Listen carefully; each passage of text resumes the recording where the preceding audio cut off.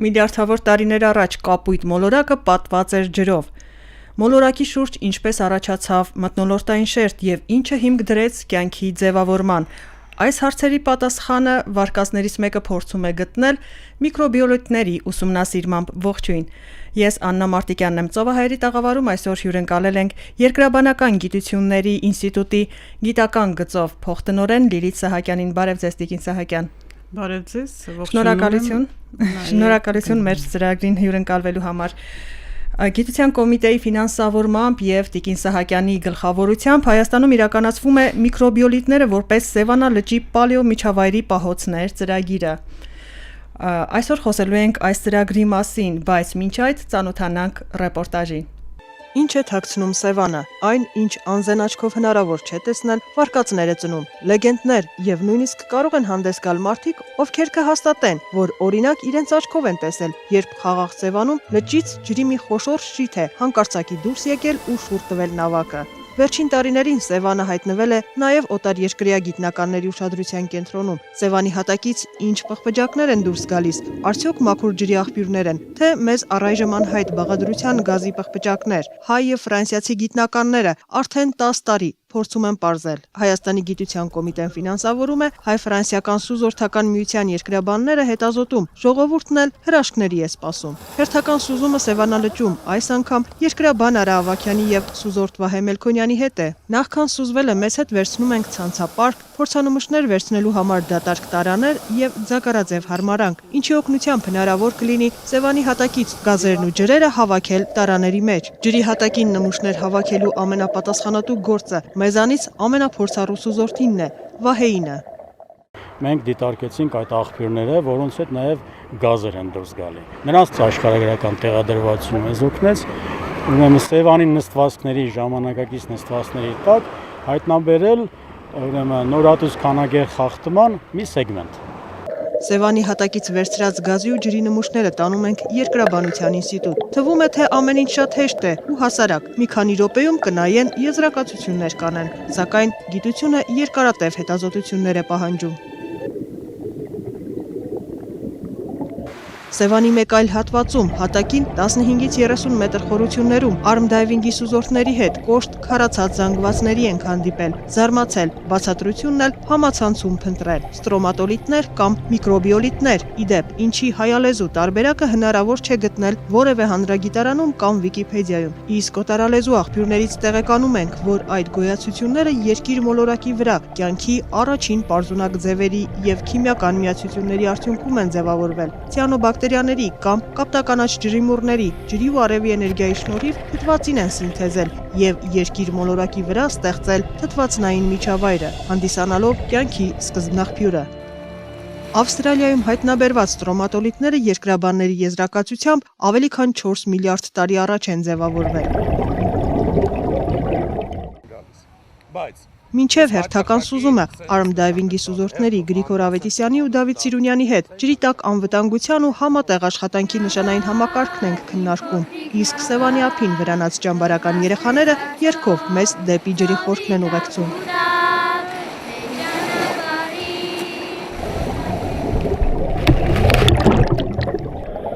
Հետաքրքրասիրությունը հաղթում է ջրի սառնության անհարմարությանն ու առաջ ենք ընթանում միլիարդավոր տարիների գոյացություններ փնտրելու։ Ջրի աղտոտվածությունը մոտ 20 մետր խորանալուց հետո գիշերային մթություն է հիշեցնում։ Մի պահ կորցնում ենք ժամանակի զգացողությունը եւ մեզ հետ վերցրած ջրային լուսարձակների օգնությամբ սկսում ենք որոնել այդ առեղծվածային գոյացությունները։ Առաջին քարացած զանգվածին հանդիպում ենք 26 մետր խորությամբ։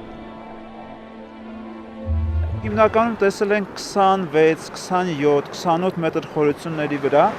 քանի որ միրանց մեծ մասը թաքնված է ավազի շերտի տակ, այսինքն այնտեղ ոնց որ ոչ թե ավազ լինի, այլ փոշի, որը նստել է քարի վրա, մենք իրանց մեծ մասը չենք տեսնում, այսինքն մենք տեսնում ենք ամենամեծերը, որոնք ունեն 2-3 մետր տրամագից, կան փուճուր քարեր, որոնք որ ինձ թվում է իրանց մեծ մասով թաքնված են։ Արդյոք այդ գոյացությունները կենդանի են, շարունակում են մեծանալ, թե արդեն անշունչ ապարներ են, արդյոք ազդում են Սևանի ջրի բաղադրության վրա, դարձյալ հարցեր։ Ամեն մի նոր բացահայտում նոր հարցեր է ծնում։ Պատասխանները դարձյալ փնտրում ենք Երկրաբանական գիտությունների ինստիտուտում, որտեղ Սևանի գոյացություններին ոչ թե միկրոբիոլիտ կամ ստրոմատոլիտ, այլ հենց Սևանիտ են անվանել հայ եւ ֆրանսիացի գիտնականները։ Սևանիտը հենց այս Սևանի ապառնի մասին է խոսքը։ Ինքը միկրոբիոլիտ է։ Սևանիտների զարգացման համար անհրաժեշտ է ջրային միջավայր, լույս, CO2 գազ եւ ջրում մագնեզիումի ու կալցիումի պարունակություն։ Սևանի հատակից դուրս եկող ածխաթթու գազը ինչքանով է նպաստում նոր սևանիտների զարգացմանը, արդյոք կապ ունի ներկայիս ցիանոբակտերիաների, կապտականաչ ջրիմուռների հետ եւ արդյոք ազդում է ջրի բաղադրության վրա։ Այս հարցերի պատասխանները փնտրում են երկրաբանները։ Տիկին Սահակյան, միկրոբիոլիտները որպես Սևանա լճի պալեոմիջավայրի պահոցներ։ Այս ծրագիրը ինչպես ստեղծվեց, ինչը դրթեց ձևավորել խումբ, թիմ եւ ուսումնասիրել հենց Սևանի միկրոբիոլիտները։ Նախ նշեմ, որ այո, ծրագիրը ֆինանսավորվելու է գիտության կոմիտեի կողմից, խումբը երիտասարդներից է կազմված։ Այնպես չի, որ մենք նոր ենք սկսելու, աշխատանքները վաղուց արդեն սկսվել են, բայց քանի որ ֆինանսավորումը այդքան էլ թույլ չէր տալիս անալիզներ իրականացնել, գործընթացը ավելի դանդաղում էր, իսկ հիմա արդեն ունենք հնարավորություն ավելի խորությամբ ուսումնասիրելու միկրոբիալիտները, որոնք հայտնաբերվել են դեռևս 10 տարի առաջ մեր գիտնականների կողմից Սևանա լճի ափամերձ, նաև խորջերյա հատվածներում։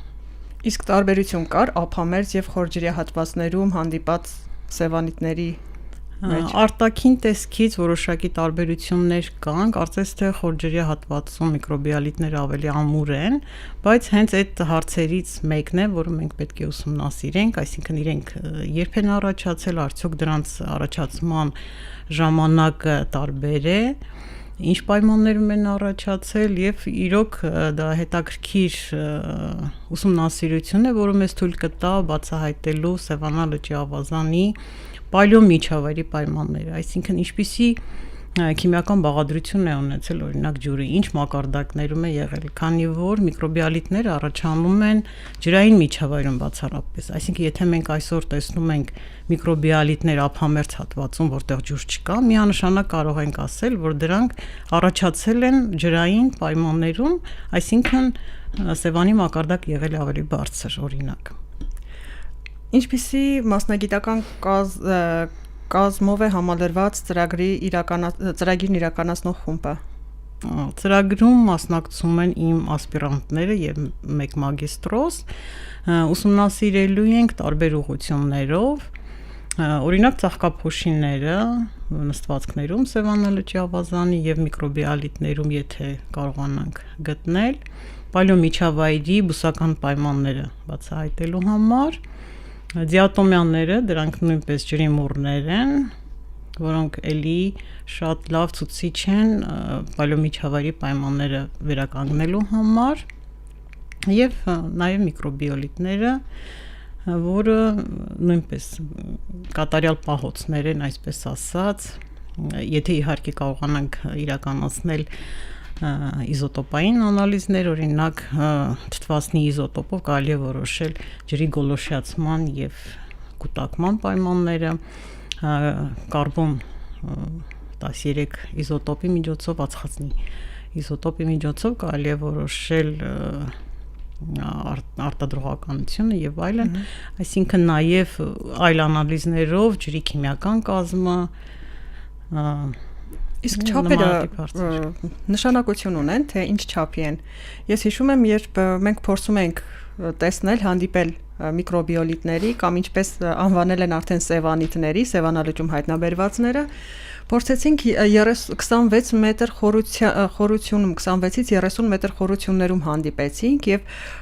հսկայական չափերի միկրոբիոլիտներ էին, ամբողջական։ Ի սկզբանե չէր երևում փոշին, հատակի փոշին, ջրի տակ ծածկել էր, բայց երբ որ փոշին հետ էր մղում մի քիչ, արդեն մեծ դուրս էր գալիս հսկայական միկրոբիոլիտը եւ այն ջարդել, պոկել կամ վնասել հնարավոր չէր բաց ձեռքերով։ Մենք այդքան մեծ գործիքները չունենք, ավելի ուժեղ, ավելի հզոր գործիքներ, որ կարողանանք մի փոքր հատված կոտրել եւ բերել։ Ինչպես է ուսումնասիրվելու այդ խորությունների միկրոբիոլիտները, սևանիտները ավելի ճիշտ։ Ես պետք է ձեզ ուրախացնեմ, որ մենք արդեն ունենք նմուշներ, Կարպս ընկերության, սուզորդական ընկերության սուզորդներն են մեզ տվել 16 մետր խորությունից։ Իրոք կարծես թե ավելի պինդ են, բայց չափսերը դա պայմանավորված է ժամանակային հատվածով, այսինքն ինչքան իրենք ավելի մեծ են, այնքան երկար ժամանակում են կուտակվել կամ մի քանի գեներացիայով պայմանավորված նրանց կուտակումը։ Այսինքն միանշանակ կարելի է նշել, որ ցիանոբակտերիաները ծաղկել են Սևանի ավազանում նաև հազարավոր տարիներ առաջ։ Մենք կարող ենք ասել հազարավոր, ոչ միլիոնավոր, ոչ միլիարդավոր։ Օրինակ Ավստրալիայում, երբ որ ուսումնասիրում էին Ավստրալիայի ստրոմատոլիտները, միկրոբիոլիտները, այնտեղ ասում են, որ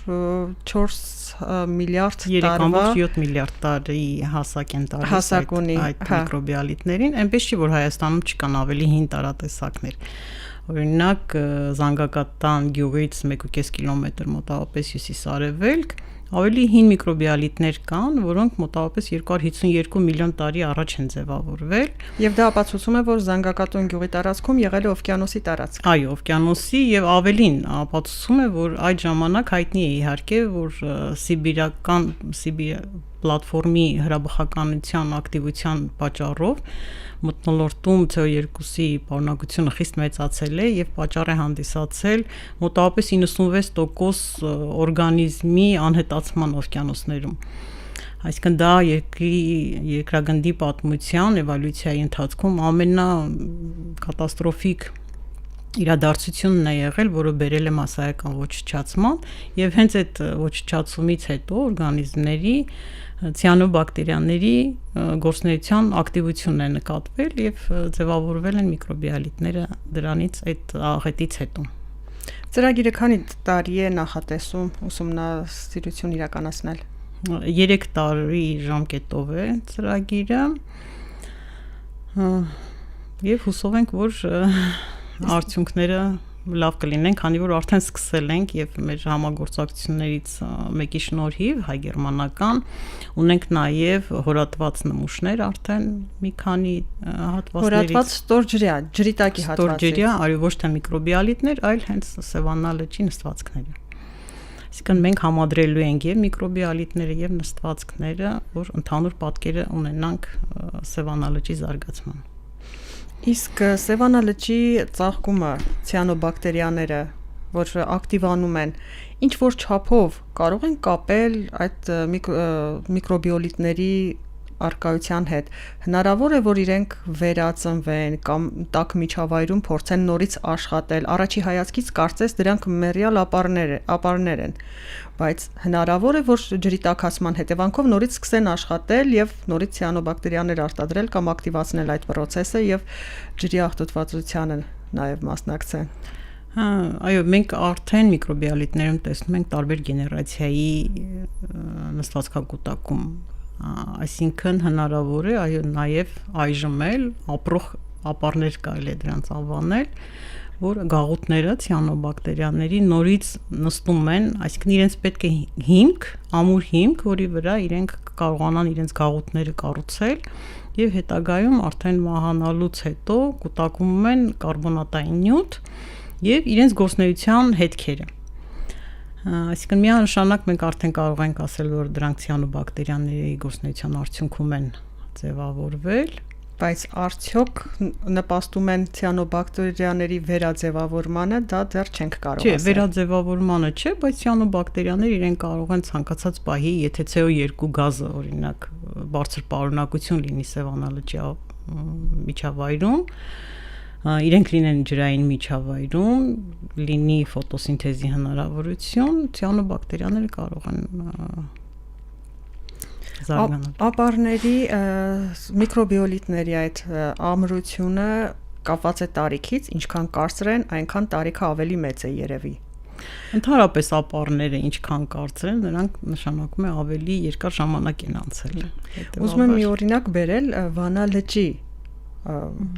միկրոբիոլիտներից Վանա լճում կային միկրոբիոլիտներ, որոնք բարձրանում էին մինչև 50 մետր, հա, ոնց որ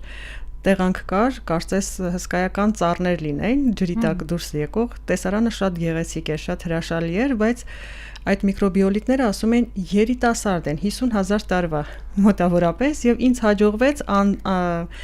ձեռքով ուղակի մի փոքր հատված պոկել այդ միկրոբիոլիտից, փխրուն էր ավելի շատ, արտաքինից թվում էր թե կարծր է, կապված էր կանաչ մամուռով, բայց իրականում այն փխրունն էր, կարծեմ 6-7 մետր բարձրությամբ այդպիսի միկրոբիոլիտից, բայց Սևանի պարագայում դա ես չէի էլ մտածում, որ կարելի է համեմատել, բայց երբ իմացա, որ երկուսն էլ միկրոբիոլիտ այդ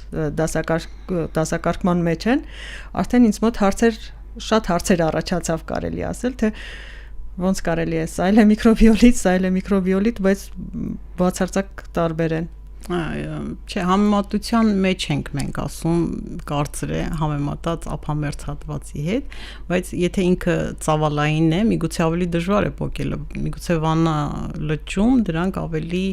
նեղ գոյացություններ են եղել եւ հնարավոր է եղել պոկել, գրականության մեջ 40 մետր են նշում դրանց հզորությունը, աշխարհում իդեպ ամենահզոր միկրոբիալիտներն են երիտասարդի նկատի ունեմ եւ երկրաբանական դա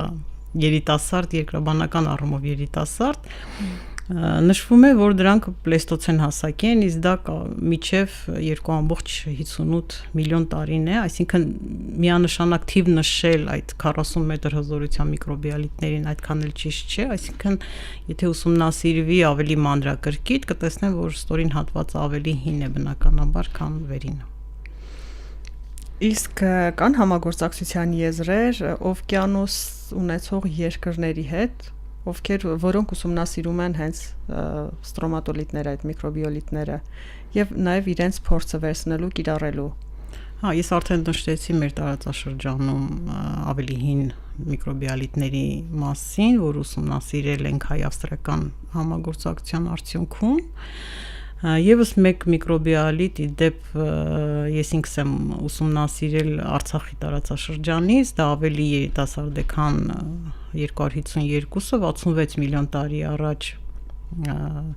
մոտավորապես ձևավորված ապարներ են Մարտակերտի հատվածում։ Այս ժամանակահատվածը իդեպ հայտնի է էլի աղետալի իրադարձությամբ երկրագնդի համար, երբ որ դինոզավրերը անհետացան, այսինքն էլի մեթեորիտի հարվածից այս դեպքում, այսինքն էլի ինչ որ աղետալի իրադարձություն տեղի ունեցավ երկրագնդում, CO2-ի պարունակությունը բարձրացավ եւ հաջորդեց միկրոբիալիտների նորից ձևավորմանը։ Այսինքն միկրոբիալիտների ձևավորման համար միանշանակ անհրաժեշտ է ջուր, CO2 գազ, իհարկե որպես սնուցող այլ կոմպոնենտներ կարող են նպաստել ավելի արագ զարգացմանը, բայց այս երկու կոմպոնենտները միանշանակ անհրաժեշտ են միկրոբիալիտների ձևավորման համար, հետևաբար Սևանի ավազանում CO2 գազի պարունակությունը, որ նույնպես վերջերս հայտնաբերվել է, կարծում ենք, որ նպաստում է միկրոբիալիտների ձևավորմանը եւ այս հարցն էլ մենք փորձելու ենք պարզաբանել եւ տալ Սևանա լճի ցիանոբակտերիաների զարգացման բնական գործոնների մասին տվյալներ։ Իսկ աշխատանքները ինչպես են իրականացվելու, լճի հատակից դուրս է բերվելու, ուզում եմ աշխատանքների իրականացման մեխանիզմն էլ ավելի լավ իմանալ։ Սուզորդներ են օգնելու կամ հորատողներ են օգնելու, ծովային հորատողներ կամ վերգետնյա, ինչպես են իրականացվելու այդ նմուշարման աշխատանքները։ Իհարկե մեզ ցանկալի է իհարկե կետային բոլոր տվյալներով, այսինքն կոորդինատներով, այնպես չի որ ցանկացած սուզորդ կարող է գնալ վերցնել եւ բերել տալ եւ դա մեզ կբավարարի։ Իհարկե կարող ենք դա էլ ուսումնասիրել, բայց ցանկալի է որ դա լինի կոորդինատներով ֆիքսված, որպեսզի հասկանանք թե ինչ զարգացվածություն ունի միկրոբիալ, ինչ տարածվածություն ունի, այսինքն միկրոբիալիտները կարող են ցուցանիշ հանդիսանալ երկրաբանական խզվածքների, օրինակ։ Այսինքն այն խզվածքներից, որտեղից որ CO2 գազի արտահոսք կա։ Իսկ ինչպիսի վերջնարդյուն կունենանք ծրագրի ավարտին։ Ծրագրի ավարտին նախ մեր ասպիրանտները իրենց տեխնազոական աշխատանքներում կներառեն։ Դա առաջի անգամ կլինի։ նմանատիպ։ Սևանի ավազանի հետ կապված, այո, կլինի առաջին արդյունքը։ Բացի այդ մենք կփորձենք մեկնաբանել նաև, ինչպես նշեցի, բնական պայման պատճառները Սևանի ցիանոբակտերիաներով ծաղկման։ Տիկին Սահակյան, իսկ երբևէ փորձել եք ինքներդ սուզվել եւ ջրի հատակին տեսնել միկրոբիոլիտները շոշափել, նաև այդ տեսքը այնքան հետաքրքիր է ջրի տակ, երբ առավել եւս մի քիչ ավելի մութ միջավայրում, երբ որ փորձում ես լուսարձակի օգնությամբ գտնել։ Իրոք պատկերացնում եմ, թե ինչ հաճելի եւ հետաքրքիր կարող է լինել այդ սուզումը, բայց համաստեղությամբ ջրհոս լինելով ջրային միջավայրից վախ ունեմ։ Ես 10 տարի առաջ Կլոդ Թուլումջյանը, ով փորձում էր ինձ օգնել, որպեսզի սուզվեի, 2 մետրից հետո ես իմ մոտ պանիկա սկսվեց եւ այդ սուզումը չստացվեց։ Չնայած փորձառու գիտեք Կլոդ Թուլումջյանը Ֆրանսիայից բազմավաստակ երկար փորձ ունեցող սուզորդ է։ Կարևորը զենքերը վայր չդնելն է։ Եվ հաստատ կստացվի այս տարի։ Միգուցե պետք է նորից փորձել։ Շնորհակալություն Տիկին Սահակյան եթերին մասնակցելու համար։ Հարգելի ռադիո լսող եւ հետեւորդ հիշեցնեմ, որ այսօր խոսում ենք միկրոբիոլիտների մասին, որպես Սևանա լճի պալեոմիջավայրի պահոցներ։ Հյուրընկալել ենք Երկրաբանական գիտությունների ինստիտուտի գիտական գծով փոխտնօրեն Լիլիթ Սահակյանին, ով ղեկավարելու է այս աշխատանքները։ Մնացեք խաղաղությամբ։